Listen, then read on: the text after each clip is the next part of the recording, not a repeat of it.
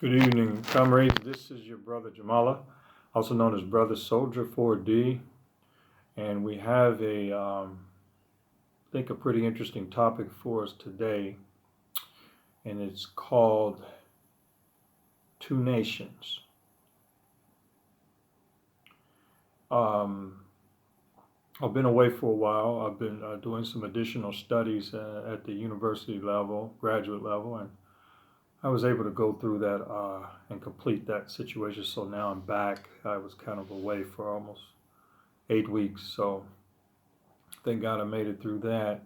But the next topic that was laid on my heart was concerning two nations. And we can look at two nations from a variety of different angles. But I'm going to use the scriptures, as I do in most cases when I'm speaking to the African diaspora and the people of the African continent. We're all black Africans, and that is what I'm addressing, situations in our life and in our struggles that we can apply scripture to, and we can apply wisdom and another depth of understanding.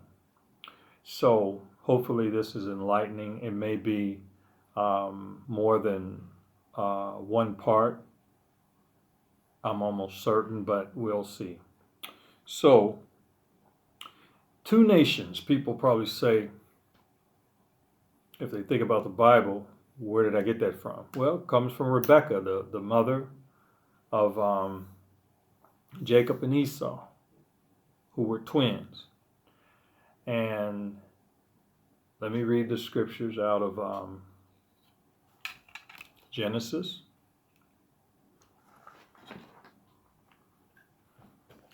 And that's chapter 25. We're again at verse 23.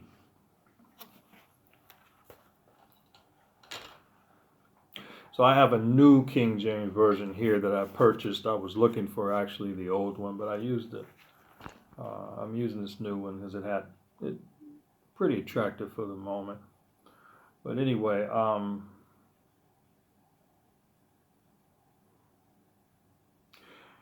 chapter 25, verse 23. Well, I think I'm going to have to move up to verse 21.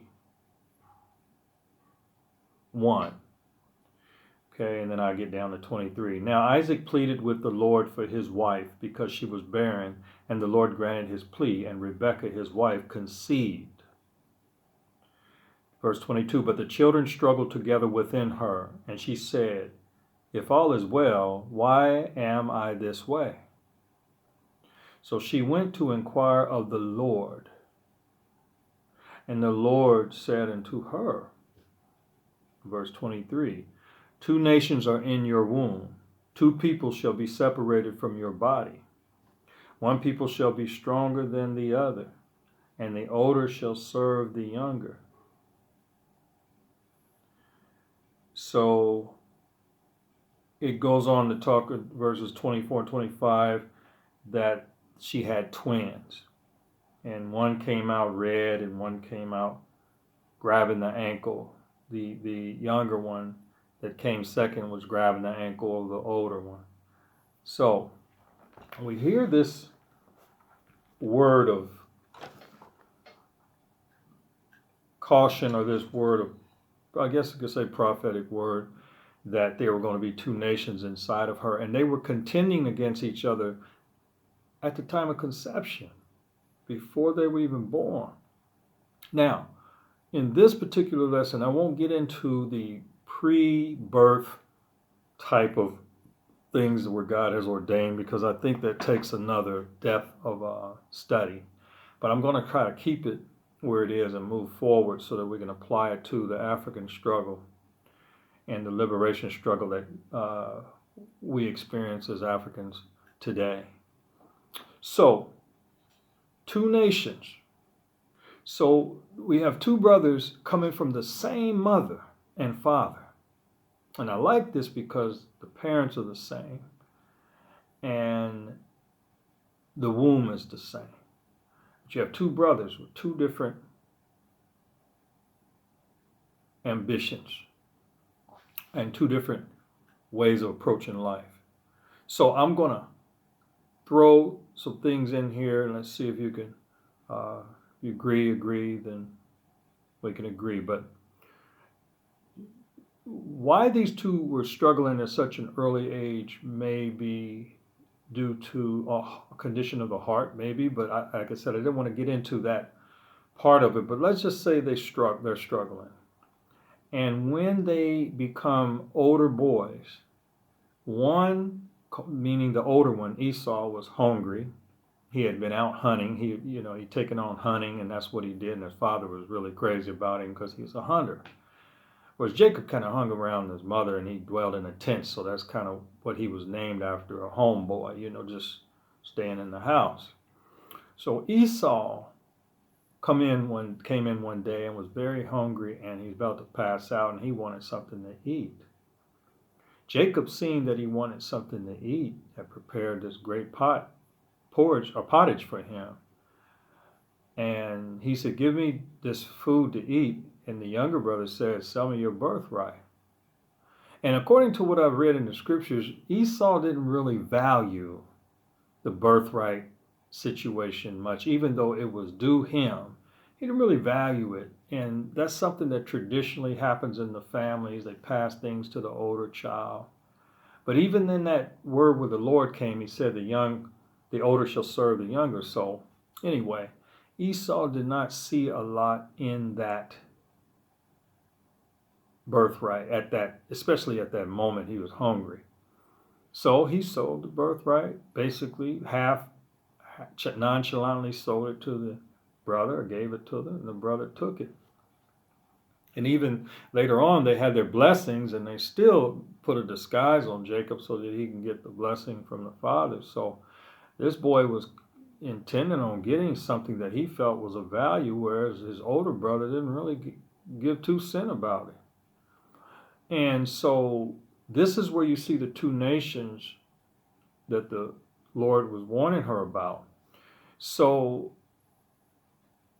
once all said and done, these guys become arch enemies. They become enemies. And he said Jacob slicked him out of his birthright or whatever. And I guess he saw something in it at the moment, but he still went his way to be Esau and become the Edomites, and Jacob went his way. And these factions have been warring against each other from the beginning. So there's two nations here. And so my thing is, I want to take this example in this story and move it into the African struggle, where many of us have brothers and sisters, which you call siblings, and we're all raised in the same household many times, and we have the same parent. That's those of us who have had our parents for a certain amount of time, maybe before they divorced, but we were all coming from the same stock or the same bloodline. And for some reason, when we go through school and we go through being conditioned by media, and we're conditioned by society, especially in a situation of oppression, that it seems like the European standard that was imposed on us seems to be more desirable than our own Africanness. So whether we realize it or not, we are in that environment, and we have to discover our place, our mission, and what we're going to be destined to do in our life. Some of us charter our course according to the dream that's in our hearts, because maybe God put that there. So we navigate through life, and we have a sister or we have a brother, and one of them may embrace the value system of the European, because that's where we're captivated, that's where we're held to approve, or what you call render great those value systems greater than our own, and we either buy into it or we rebel against it. and we try to seek to grab our own Africanness, and we try to seek to grab our own culture.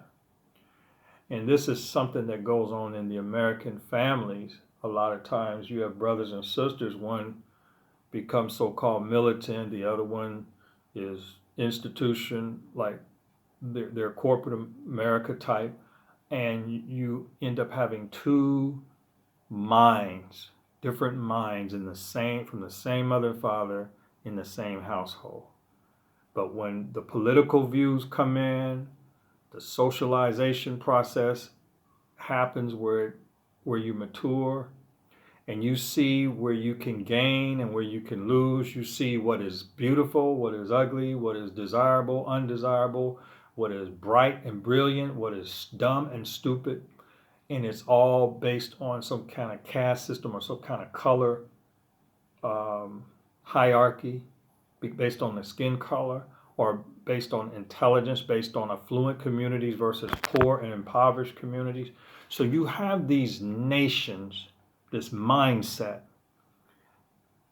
and these factions warring against each other. One buys in, one doesn't buy in. One sells out, one holds to his birthright, to his true ancestral heritage. And even if he doesn't know, he seeks to find it.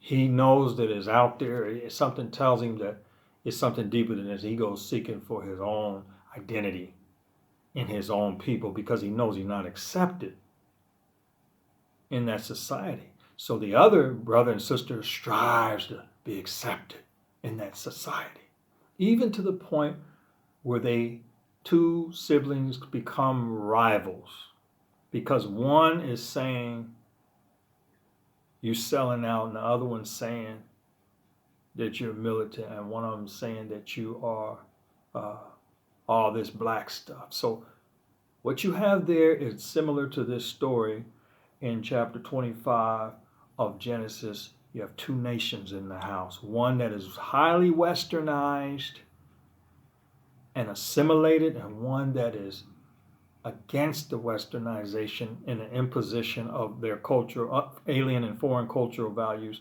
imposed on them. So that person begins to make his battles become a part of that resistance, and that resistance gets him scars and battle wounds through his life, where the other one may not have those kind of battle wounds, but they have the scars of sellout and the smell of a traitor in the making, depending on how they treat each other and what they do. So the reason why I titled this Two Nations, I'm probably going to add another subtitle to it, but two nations, you can see that one contends against the other.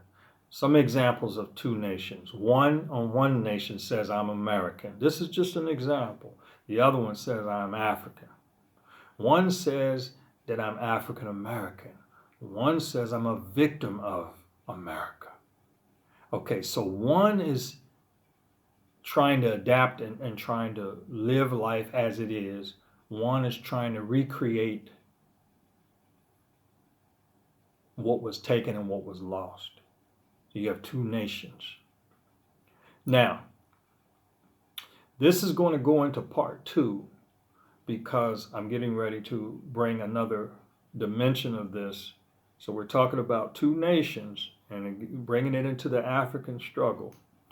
And this is where you get